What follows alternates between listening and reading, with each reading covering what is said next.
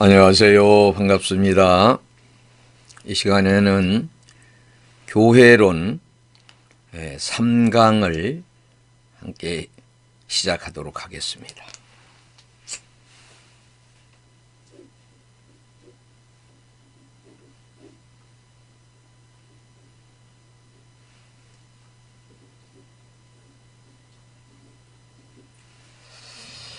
여러분, 교재 11페이지.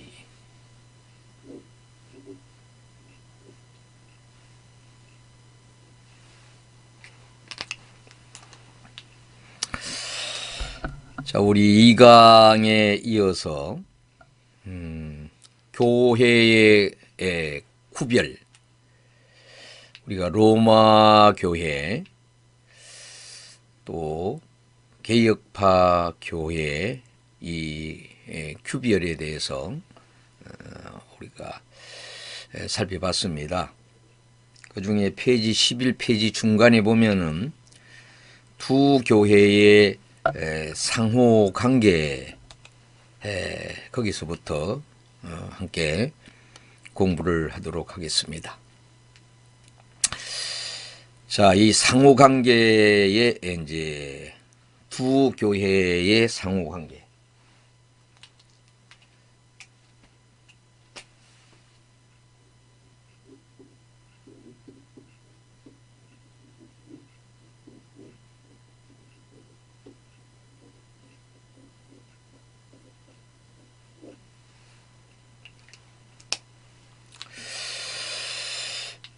이 상이점은 어떤 것인가? 유기체로서의 교회가 그리스도 안에서 성령의 유대로 연합된 신자들의 단체라 할 것 같으면은, 조직체로서의 교회는 그 신자들의 모체로서 말씀의 전파와 성례 및 건징의 시행 등 구원의 방편들을 행사하여 죄인들의 회심과 성도의 완성을 위하여 계속적으로 활동하는 단체라고 할 수가 있습니다. 자, 이 교회의 사역 중에 이 말씀 전파, 그리고 성례전이 참 중요하지요. 그리고 이제 건징의 일들. 사실 교회가 사랑을 얘기하면서 건징을 하는 일은 참 쉽지 않는 그런 부분이기도 합니다. 그 안에서 이제 은사, 이런 많은 은사, 또 지능들이 나타나서 구원 사역에 크게 이바지를 하게 됩니다. 자, 그러므로 존재 형식에 있어서 유기체로서의 교회는 영적 은혜적으로 존재해서 그 안에 은사들, 사람들마다 달란트가 있고 또 각각 은사가 우리 회중에게 나타나게 되지 않습니까? 은사들과 지능들이 나타나서 구원 사역에 이바지하게 되는 모습을 보게 됩니다. 그뿐만 아니라 조직체로서의 교회는 제도적 형식으로 존재하고 하나님이 제정하신 직위들과 은혜의 방편들을 통하여 활동을 하게 됩니다. 교회 안에 많은 이제 직분들이 있고, 그 직분에 따라 이제 직위들이 있지 않습니까? 우리 이제 목회자, 또 이제 장로, 그리고 이제 평신도, 자, 그런 직위가 어떻습니까? 사람이 세우는 것 같지만은 하나님이 세워서 교회를 이끌어가게 하시는 우리 그런 모습을 보게 됩니다. 자, 그 중에 밀접성에 대해서 우리가 생각해 봐야 될 텐데요. 이와 같이 두 교회는 서로 구분되는 차이점을 가지고 있으나 조직체로서의 교회는 유기체로서의 교회의 목적을 실현하기 위한 수단이라고 할 수가 있습니다. 다시 말해서 유기체로서의 교회의 목적인 구원의 적용은 조직체로서의 교회의 활동을 통해서 실현을 하게 되지 않습니까? 그리스도께서 이 땅에 있는 피택자들에게 구원을 적용시키기 위해 직위와 제도를 가지고 구원의 방편을 적용하는 조직체로서의 교회를 창설하였기 때문에 두 교회는 상호 밀접성을 가지고 있습니다. 우리가 낚시를 예를 들어 본다면은 어떻습니까?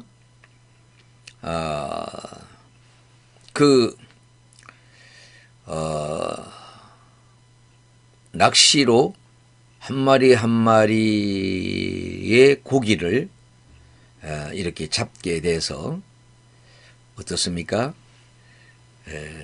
뭔가 그 고기를 담는 통이 있어야 되겠죠. 또 고기를 잡는 다른 방법 중에 하나가 뭡니까? 그물을 사용해서 고기를 잡게 됩니다. 낚시는 어떻게 보면은 어떤 그 목적이 작은 거 하나라고 하는 그런 목표를 갖고 있다면은 그물로 어획을 하는 거는 어떻습니까?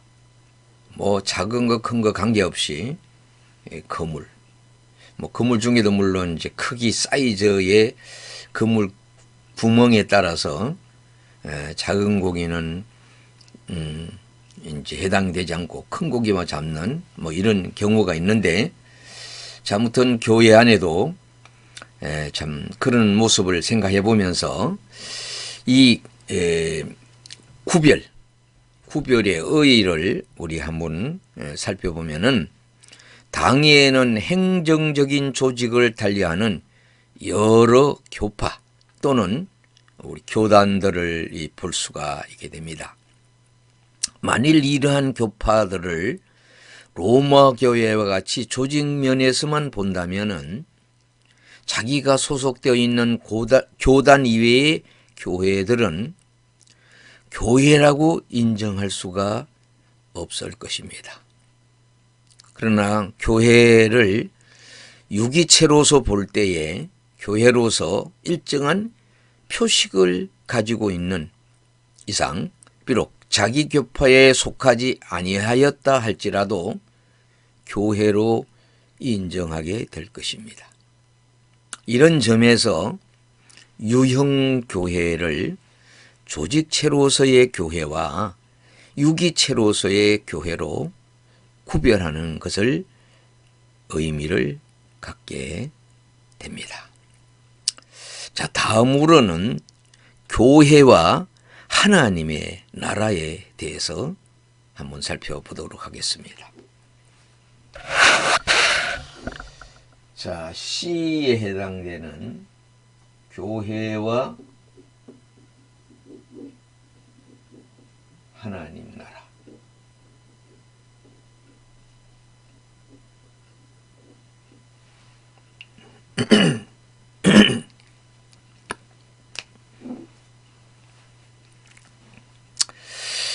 자, 성경에 나오는 하나님의 나라 또는 천국이란 말은 경우에 따라서 교회를 가리키는 말로도 쓰이기도 하는데, 본장에서는 하나님 나라의 개념을 분명히 하고 이것과 교회가 어떤 관계가 있는가를 우리 한번 살펴보기를 원합니다. 첫째, 하나님 나라의 개념입니다. 하나님의 나라. 성경에서 이제 하나님의 나라에 대한 말씀을 많이 하시잖아요. 또 천국이란 말은 다양한 의미로 사용되었음을 보게 됩니다. 자, 이 다양의 의미는 현세적으로 하나님의 나라입니다. 현세적으로. 하나님의 나라가 그리스도의 성육신과 함께 지상에 임재한 것으로 말하는 성경의 구절들을 우리가 보게 되는데, 이 하나님의 나라 또는 천국이란 말이 현재적 의미로 쓰일 때에 그것은 그리스도의 영적 왕권이 미치는 영역을 가리키게 됩니다. 그 구체적인 영역은 신자들의 심령이라고 하는 겁니다. 자, 우리가 누가복음에 나타난 말씀을 한번 좀 살펴보겠습니다. 누가복음 17장 20절 20절에 볼 것 같으면은 바리새인들이 하나님의 나라가 어느 때에 임하나이까 물건을 예수께서 대답하여 이르시되 하나님의 나라는 볼 수 있게 임하는 것이 아니요. 또 21절에는 또 여기 있다 저기 있다고도 못하리니 하나님의 나라는 너희 안에 있느니라 이렇게 말씀을 했습니다.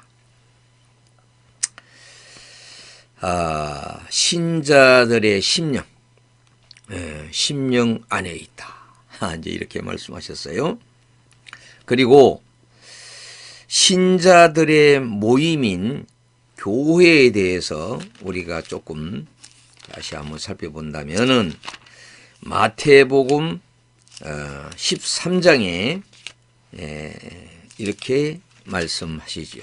13장 31절에 볼 것 같으면은 또 비유를 들어 이르시되 천국은 마치 사람이 자기 밭에 갖다 심은 겨자씨알 같으니 이렇게 말씀했어요. 그리고 33절에는 또 비유로 말씀하시되 천국은 마치 여자가 가루 서말 속에 갖다 넣어 전부 부풀게 한 누룩과 같다 이렇게 말씀하였고, 44절에 가보면은 천국은 마치 밭에 감추인 보화와 같으니 사람이 이를 발견한 후 숨겨두고 기뻐하며 돌아가서 자기의 소유를 다 팔아 그 밭을 샀느니라 이렇게 말씀했어요. 뿐만 아니라 47절에 볼 것 같으면은 또 천국은 마치 바다에 치고 각종 물고기를 모으는 그물과 같다 이렇게 말씀을 하셨어요.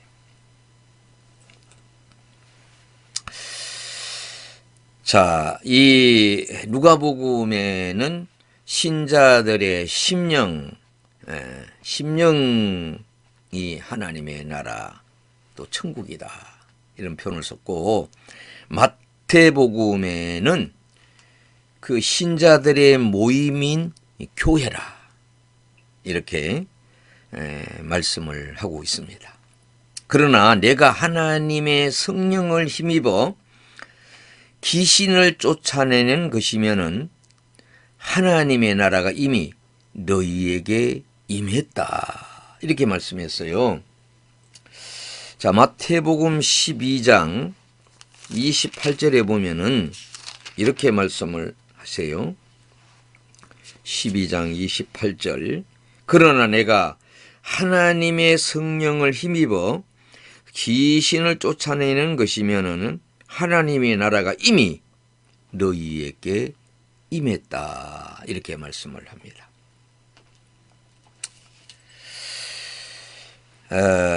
또 누가복음 11장에도 그러나 내가 만일 하나님의 손을 힘입어 귀신을 쫓아내는 것이면은 하나님의 나라가 이미 너희에게 임했다. 또 마태복음 3장 1절 2절에 보면은 그때 세례 요한이 이르러 유대 광야에서 전파에 가로되 회개하라 천국이 가까워 왔느니라. 아주 놀라운 말씀을 하셨죠. 마태복음 13장 31절에도 또 비유를 베풀어 가라사대 천국은 마치 사람이 자기 밭에 갖다 심은 겨자씨 이 하늘 같다. 이렇게 말씀하셨고 누가복음 17장 20절 21절에도 하나님의 나라는 볼 수 있게 임하는 것이 아니요 또 여기 있다 저기 있다고도 못하리니 하나님의 나라는 너희 안에 있다. 안에 있다. 이렇게 말씀하셨어요. 자, 그러면은 우리 천년왕국에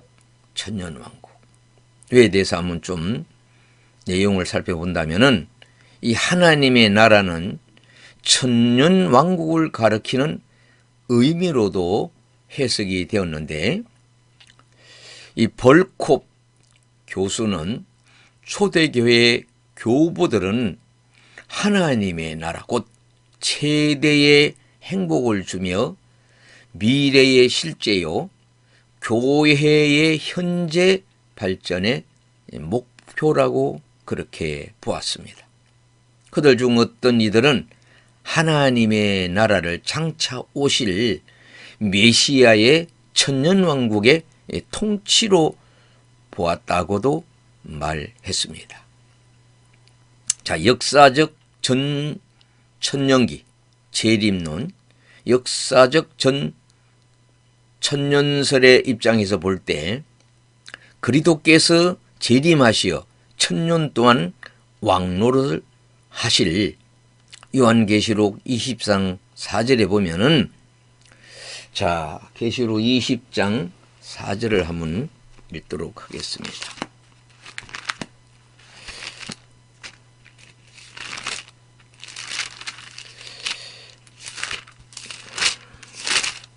(20장 4절에) 보면은 또 내가 보호자들을 보니 거기 앉은 자들이 있어 심판하는 권세를 받았더라. 또 내가 보니 예수를 정언한가 하나님 말씀 때문에 목배임을 당한 자들의 영혼들과 또 짐승과 그의 우상에게 경배하지 아니하고 그들의 이마에 그의 표를 받지 않은 자들이 살아서 그리스도와 더불어 천년 동안 왕노릇하니.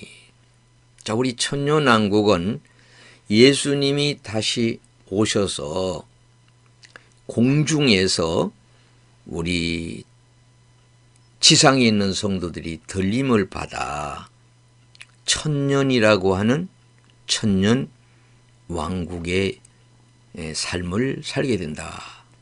그러한 내용이죠. 자, 그래서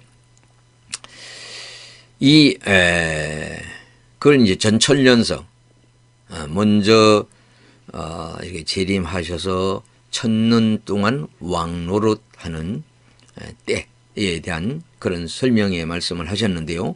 그 세계는 과연 하나님의 나라로 불려줄 수가 있다는 거죠. 왜냐하면 그리스도의 영적 왕권이 행사되는 곳이기 때문에 그렇다는 것이죠.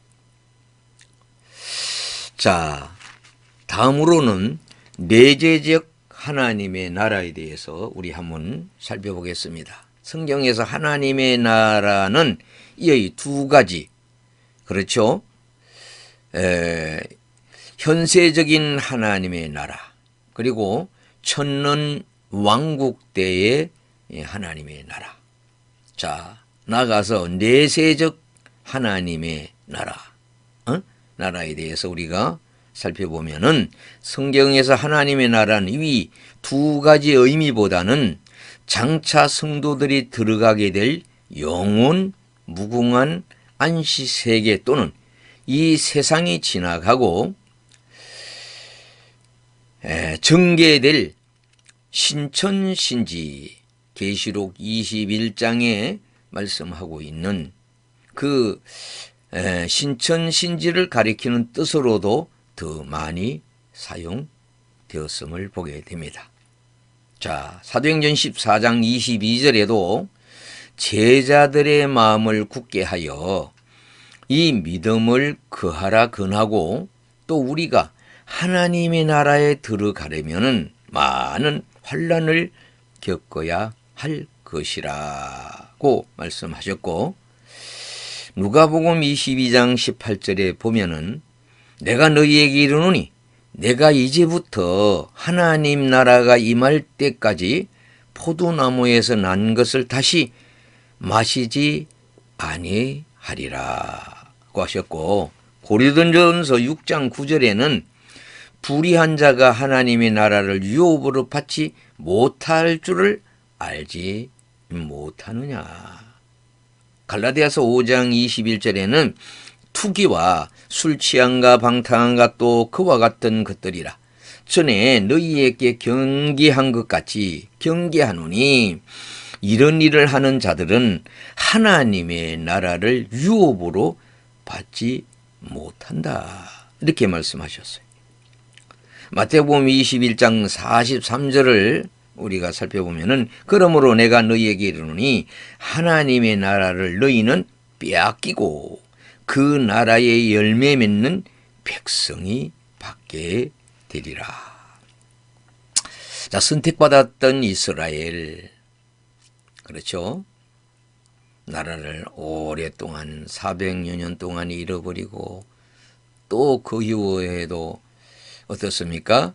많은 침략을 받아서 이스라엘 나라가 참 어떻게 보면은 목이 곧은 백성이라 신약시대에 말씀한 것처럼 그런 교만과 자만과 목이 곧아서 하나님이 어떻게 참 징계하시고 또 그들에게 어떻습니까?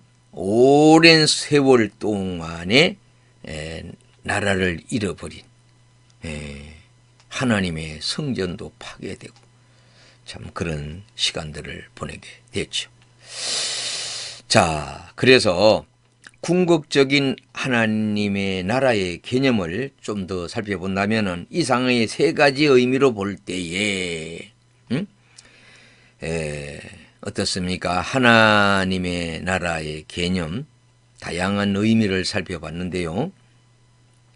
결국 하나님의 나라는 그리스도의 영적 왕권이 미치는 영역이라고 할 수가 있고, 다시 말해서 그리스도가 계신 곳은 천국이라고 할 수가 있죠.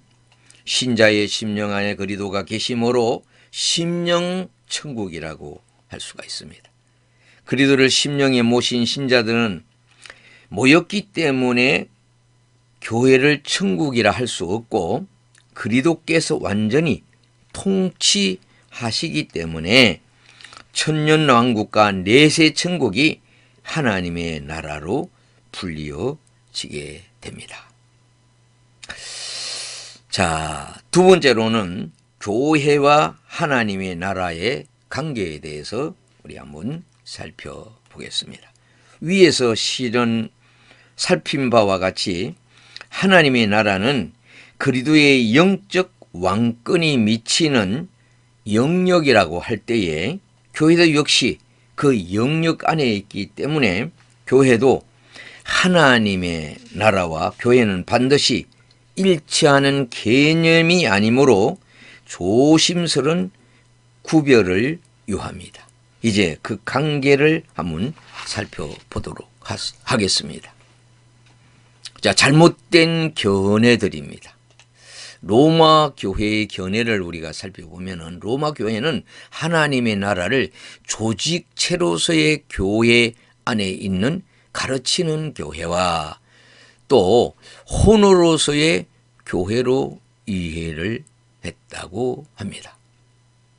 다시 말하면 교회 안에 성직자로 구성된 집단을 하나님의 나라로 보고 이러한 견해는 위에서 밝힌 하나님 나라의 개념상 용납이 될 수가 없지요. 왜냐하면 하나님의 나라는 사람들의 모임이 아니고 그리스도의 영적 왕권이 미치는가 하는 여부가 그 표준이 되어야 하기 때문에 그렇다는 것입니다. 자, 그러면은 현대 자유주의 교회들의 견해를 우리가 살펴보면은 현대 자유주의 교회들은 하나님의 나라라는 개념을 영적인 의미로 보지 않고 하나의 이상적인 사회라는 개념으로 바꾸어 버렸습니다. 이 사실에 대하여 벌콥 교수는 다음과 같이 이렇게 얘기를 했습니다.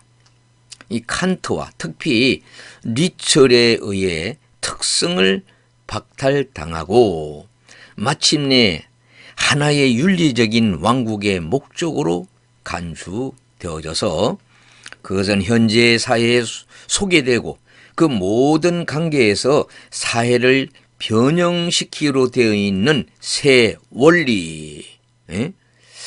자, 그 루핀 코펄 이런 건데, 혹은 사랑의 동기에서 모든 행동을 통하여 세워진 인류의 조직체, 곧 창조의 최후 목적으로 자주 정의가 되었다는 겁니다.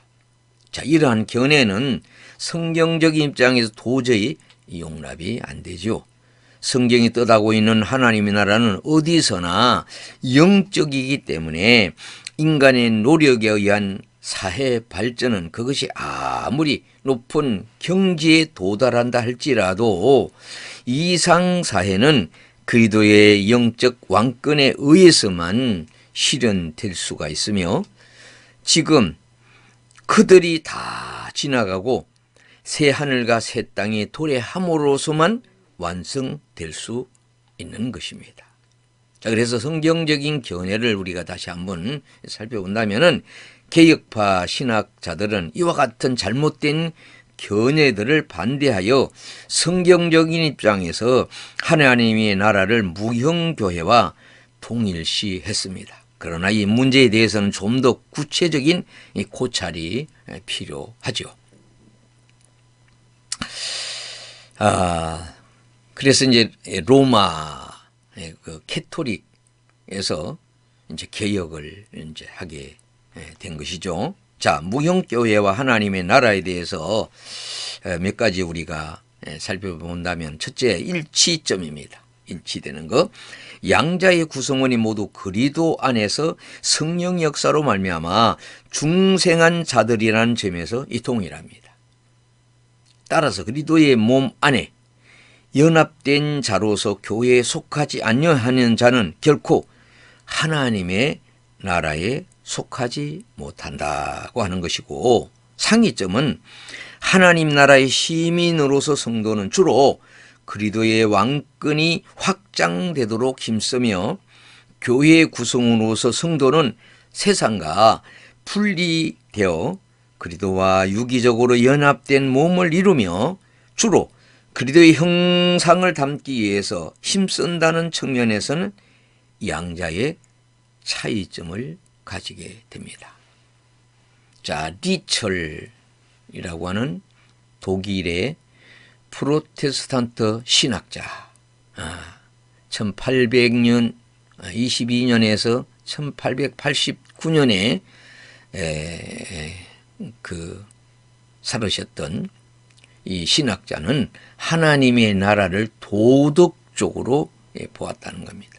이것은 종교를 도덕적 활동으로 본 것이며, 결국 칸트에서 보는 현재적이며 세속적인 왕국에 불과하다는 거죠. 그렇죠? 이 도덕적, 윤리적 이런 거는 세속적인 왕국에 불과합니다. 자, 그러면은 유형교회와 하나님의 나라에 대해서 우리 페이지 15페이지 위에 부분을 살펴보면은 일치점은 유형교회란 그리스도로 말미암아 구원받은 자들이 이 세상에서 구원의 복음 전파를 위해 그리스도께서 세우신 유형적 기관이며, 이런 점에서 유형교회 회원은 곧 하나님 나라의 시민이라고 하는 겁니다. 자, 사도 바울이 그 교회에 관해서 어떻습니까? 우리는 천국 시민이다, 이렇게 말씀했습니다. 그렇죠. 서울시에 사는 분이 시의 주민이듯이, 사람이듯이 하나님의 백성들, 하나님의 그 유형교회 회원은 하나님 나라의 시민이다. 그렇죠? 시민이 되는 그런 어떤 뭐 자격에 해당되는 그런 것들이 인정되어야 시민이라고 할 수 있죠. 자, 상이점이 있습니다. 유형교회 안에서 알곡과 이 가라지에 우리가 비유해서 보면은 물고기, 그물 등에서 보여주는 바와 같이 불택자가 포함될 수가 있다는 겁니다. 자, 고기를 이렇게 그물에서 이렇게 잡았는데 그 안에는 어떻습니까? 고기도 있고 고기가 아닌 것도 있죠.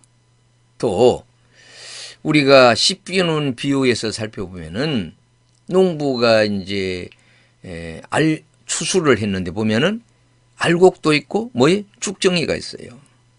쭉정이는 필요 없는 거잖아요. 그래서 농부가 그 알곡을 구하기 위하여 어떤 기계를 사용해서 할 때 어떻습니까? 그 쭉정이는 다 날아가는 거죠.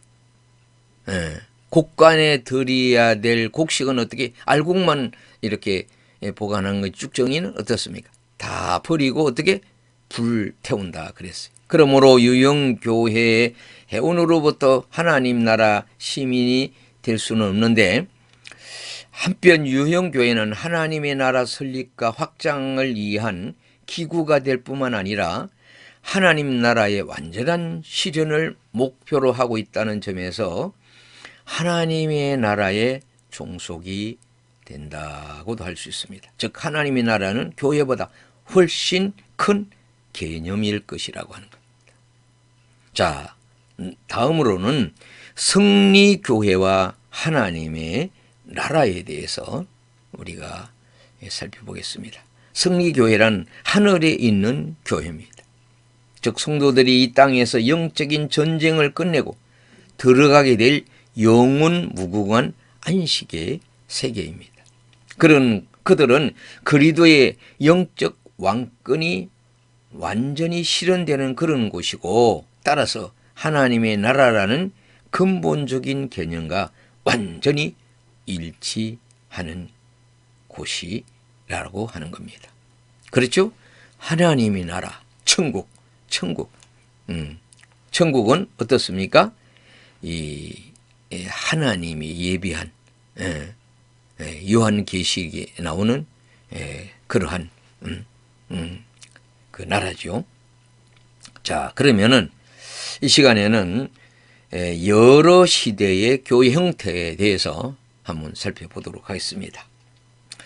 자, 지상의 교회는 언제부터 존재하였으며 또 어떤 형태로 존재하여 왔는가 하는 문제를 좀 우리 한번 살펴보기를 원합니다.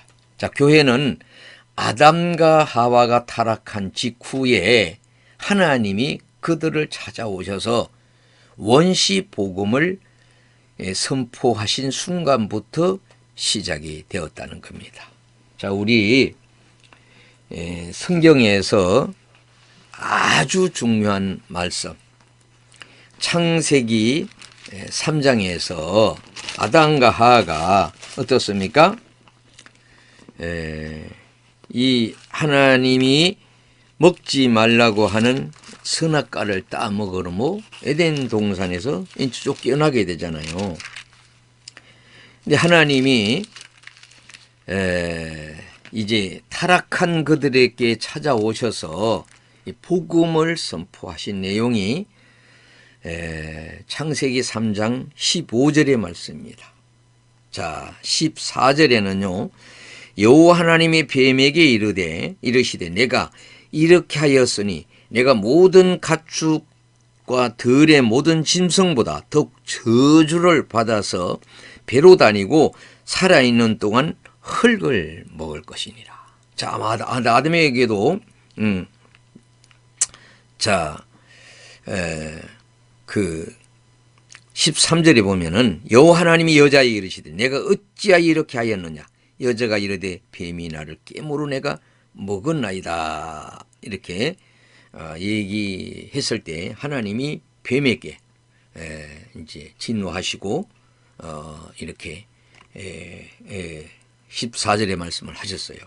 그리고 하나님이 내가 너로 여자와 원수가 되게 하고 내 후손도 여자의 후손과 원수가 되게 하리니 여자의 후손은 내 머리를 상하게 할 것이요 너는 그의 발꿈치를 상하게 할 것이니라 하고 또 여자에게 이르시되 내가 내게 임신하는 고통을 크게 더하리니 내가 수고하여 자식을 낳을 것이며 너는 남편을 원하고 남편은 너를 다스릴 것이니라. 이렇게 말씀을 하셨어요. 자, 여자의 후손을 통하여 하나님의 큰 뜻을 이루게 되는 그런 거에 대해서 말씀을 하셨습니다. 자, 그래서 어떻습니까?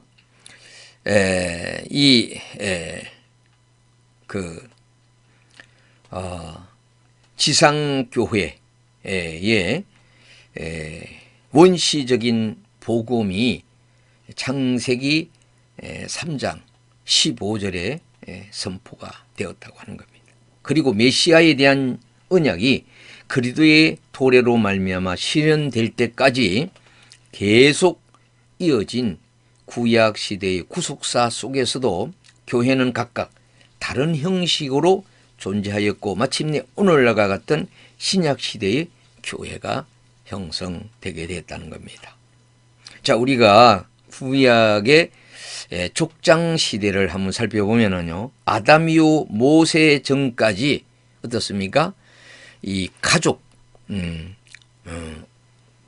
아브라함과 이삭과 야곱과 요셉이라고 하는 4대 족장 시대를 우리가 얘기하는데, 자, 아담의 타락 이후 하나님께서 구원의 복음을 선포하심으로 원시 교회가 시작됐는데, 이처럼 맨 처음의 교회는 아담과 하와 부부에 의해서 시작이 됐죠. 이런 그 교회를 가정교회라 우리가 얘기를 하죠. 족장 시대를 거쳐 출애굽 이전까지 그렇게 계속되어 왔습니다. 처음에는 정규적인 예배가 없었으며 세세 가정에서 비로소 공적인 여호와의 이름을 부르는 예배 형식이 생겨나게 된 모습을 보게 됩니다. 창세기 4장 26절을 우리가 살펴보면요,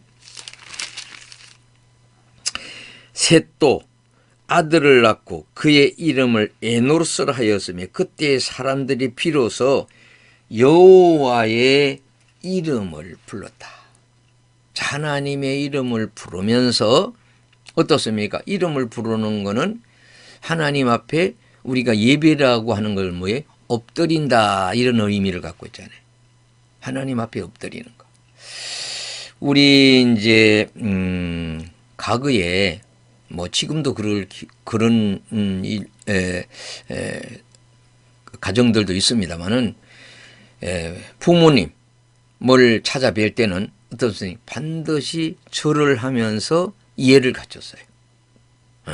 그렇게 인사를 했습니다. 자, 그렇습니다.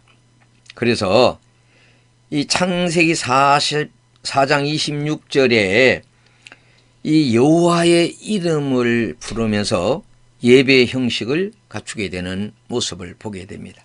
그리고 아브라함 시대 이후부터 보다 분명한 유형 교회 형태를 띠기를 시작했는데 일종의 성례식인 할례를 행하게 됐어요. 이를 행함으로 민족의 구별을 이렇게 나타나게 했습니다. 그렇습니다. 이 할례, 구약은 할례고 신약은 뭐예요? 세례. 세례를 삼위일체 하나님의 이름으로 세례를 베풀므로 그분이 어떻습니까? 이 공동체의 회원이 되게 되지 않습니까? 자, 그 다음에 우리 모세 시대를 한번 살펴보면 모세 이후 그리도 이전까지 하나의 형태는 뭐의 국가입니다. 하나님이 애굽에 있는 400여 년에 흩어져서 종살이하며 지내던 그들을 하나님 앞에 예배 드리기 위하여 광야에 나가게 되는 가정이 있지 않습니까? 그게 출애굽 가정인데요. 출애굽 이후부터 교회는 국가의 형태를 취하게 됐습니다. 즉 이스라엘의 각 가정이나 지파는 거대한 국가라는 조직 속에 흡수되어 지상 성소를 중심으로 예배를 드리게 됐습니다. 그래서 백부장, 천부장 이렇게 지도자를 선출해서 통솔을 한다고 봐야 되겠죠.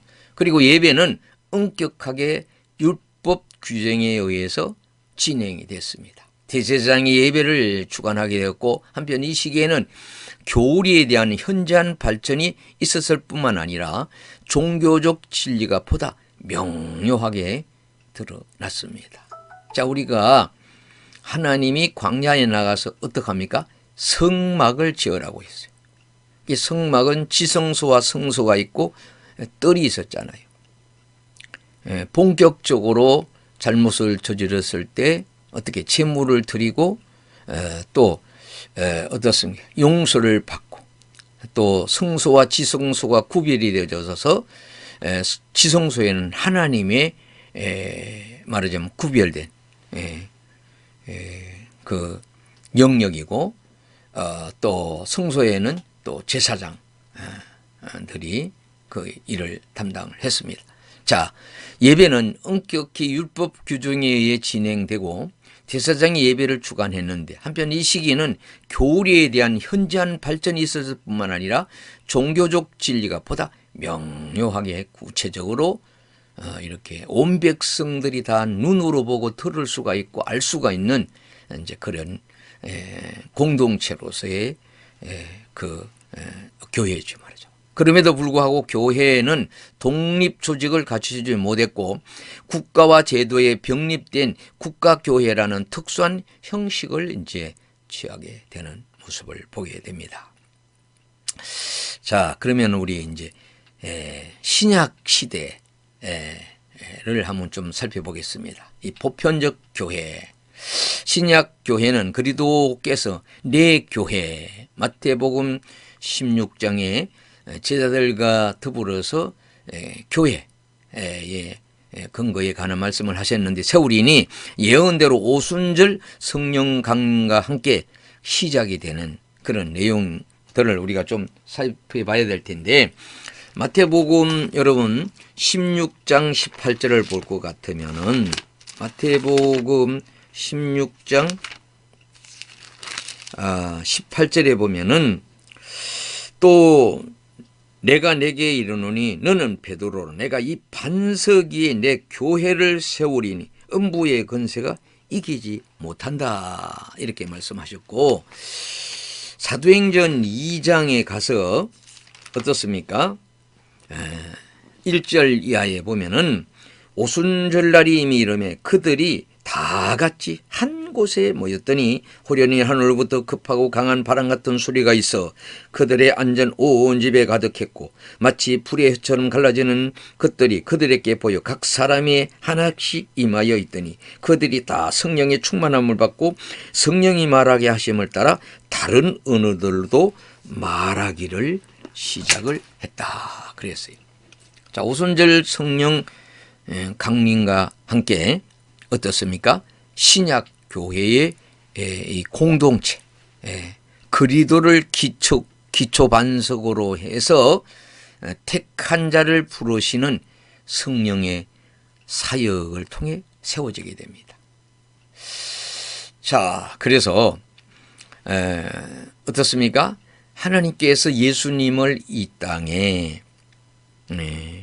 우리의 죄를 대속하기 위하여 이 땅에 이제 예수님이 오시게 되고, 이제 예수님이 말씀하셨던 요한복음 우리 14장 이하에도 등장하는 나는 길이요 진리요 생명이라고 말씀하시면서 내가 가야